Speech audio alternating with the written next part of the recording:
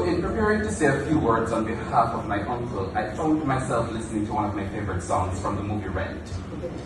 And it asks a simple but profound question. How do you measure a year in the life?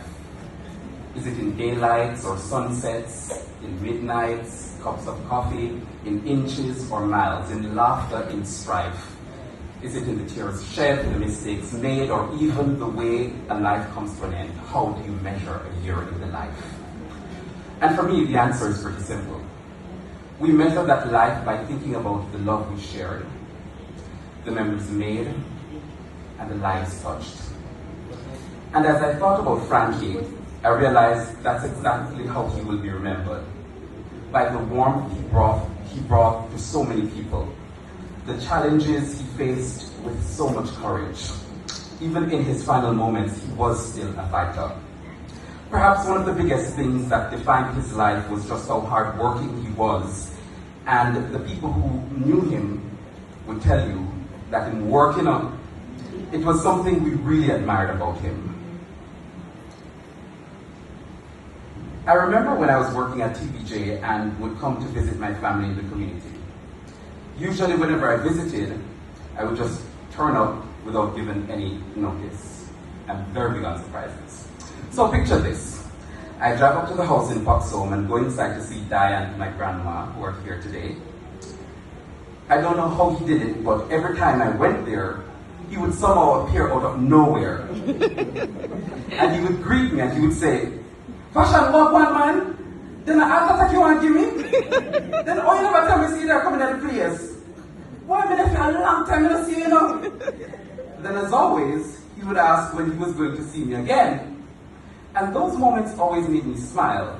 And it was as if he had a special way of knowing whenever I was around, and his excitement to see me would remind me of the love that he has for his family.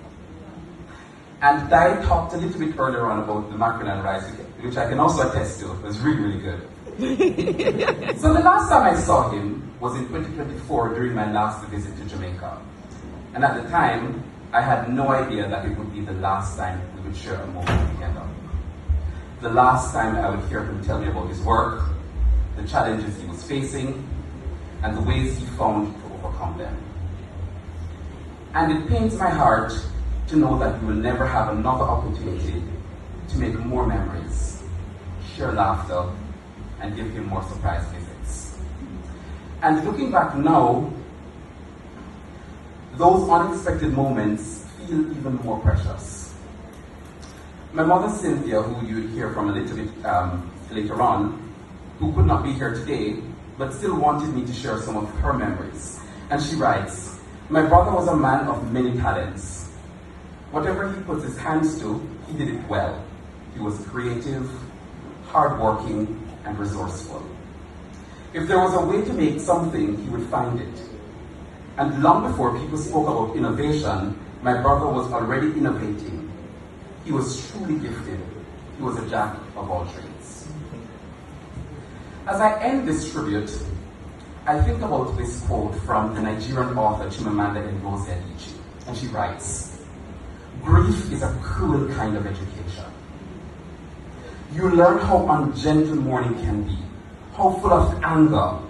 You learn how much grief is about language, the failure of language, and the grasping for language. And that is where I find myself today. Part full of anger, part full of sadness, and part longing for language. I recognize that no words could ever fully express the loss of someone who meant so much to all of us. His life was a gift, and his memory will continue to live on through all of us who had the privilege of knowing and loving him. Rest well, Frankie.